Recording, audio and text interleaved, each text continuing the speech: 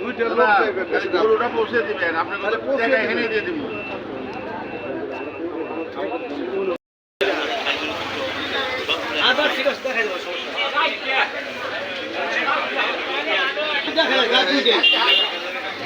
Volunteer ভাই ও labour ভাইদের দৃষ্টি আকর্ষণ করছি, আপনি ছাড়া যেন একটা গরু ছাগল মাঠের বাইরে না যায় সেদিকে খেয়াল রাখবেন।